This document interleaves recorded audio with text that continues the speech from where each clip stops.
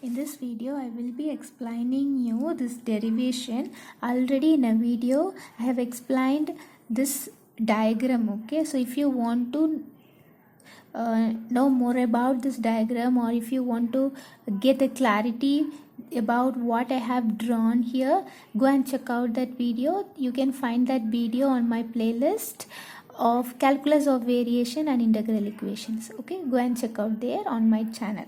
So here let me start from here. Okay, consider the pendulum. First you have to consider a pendulum, and the pendulum having two masses. There is m1 and m2. Okay, this masses are suspended by an inextensible string. That is, this is a string of length L1. At the end of this string there is a mass m1, and this is another string, and at the end of this string you can see the mass m2, and the length of this string is L2. Okay, that is what here you can see. Consider a pendulum consisting of 2 point masses m1 and m2 suspended by an inextensible string of length L1 and L2 respectively. The position of the masses is completely determined by the angles theta and theta 2 between the deflected and equilibrium positions of the string respectively. The position of the masses, it means the position where the masses, or here you can see the masses here, right, m1 and m2. Okay, the position of mass is determined by these two angles. Okay, these angles are made between this equilibrium position of the string and the deflected position of the string. So here I must tell you what is meant by equilibrium position and deflected position. I will tell you what it is. Equilibrium position means in the string, when there is no any motion, then it will be in the equilibrium position. Okay, that is, here you can see this is the equilibrium position. When there is a motion, then there will be the change of position of the string, right? So that is called a deflection. Change of position is called a deflection. So the theta 1 and theta 2 is depend on this equilibrium position and deflected position of the string. Okay, that is what you can see. If the rectangular coordinates of m1 and m2 are taken as x1, y1 and x2, y2 respectively. Here you can see the rectangular coordinates. This is in the shape of rectangle, right? So that is why here they are saying it is a rectangular coordinates of this m1 and m2 are x1, y1 and x2, y2. Because at this point you can see this is the, when you plot it on the graph, you will get this coordinates for m1, and for the m2 you will get this coordinates, because the distance from D to F is x2 and the distance from F2 from here to here is y2. You can see that in the figure. So that is how here you are getting that this coordinate, and for here the distance between D to C is x1, and from here to here the distance is y1. Already have marked it on the figure. Okay, so using these you are writing these two coordinates. Okay, now what you are doing is, here in the figure you got two triangles. You can see two triangles. This is one of the triangles and this is another one. So first you are considering this triangle. Consider ABC. Okay, from this triangle what you are doing is, we know the formula. There is trigonometric formulas. Sin theta, here you have it angle theta 1, right? So here you are finding sin theta 1 and cos theta 1. So first sin theta 1, we know that sin theta 1 formula is opposite side by hypotenuse. Okay, so from the figure you are writing that in this figure ABC, opposite side is this BC. Okay, opposite side is BC, and hypotenuse is what?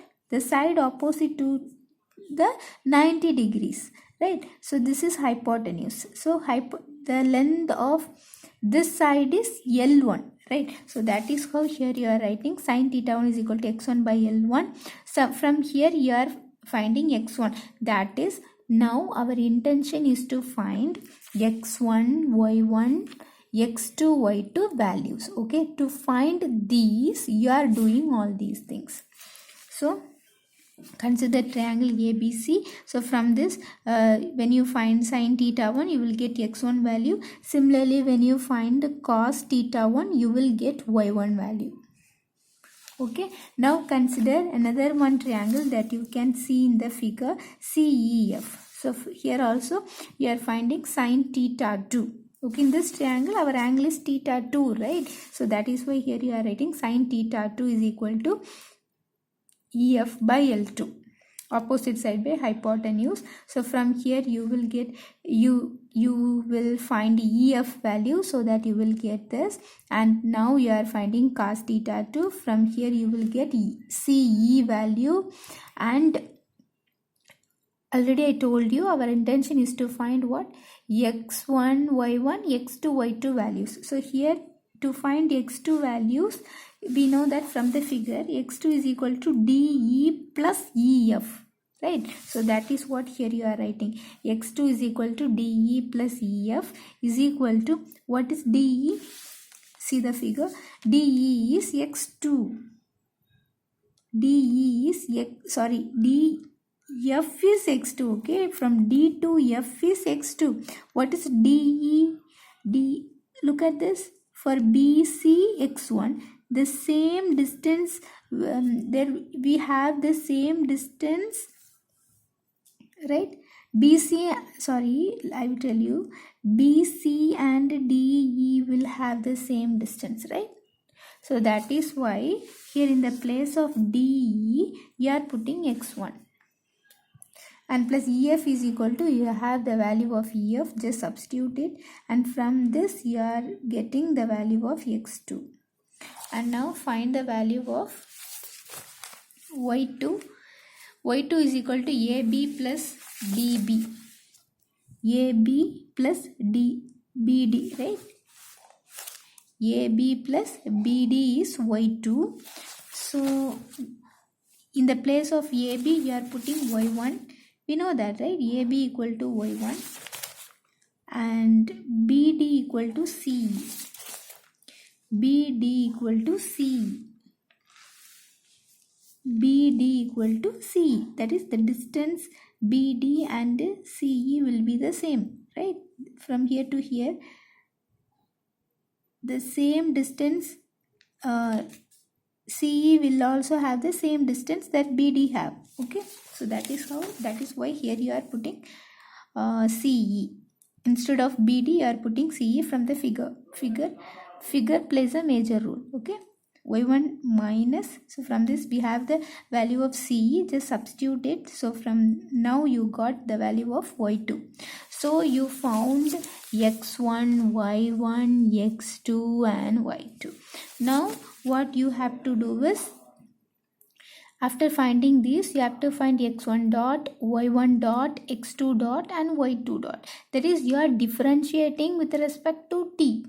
Okay, that is, to find x1 dot, what you are doing, you are differentiating x1 with respect to t to get x1 dot. So I will show you x1 to avoid confusions. Here you can see x1 equal to L1 sin theta 1. So when you differentiate this, what you will get, x1 dot is equal to, put L1 as it is. When you differentiate this, sin theta 1 will become cos theta 1. No need of put this bracket. Okay, here you have no any minus, right? So okay, L1, when you differentiate sin theta 1, you will get cos theta 1, and when you differentiate this theta 1, you will get theta 1 dot.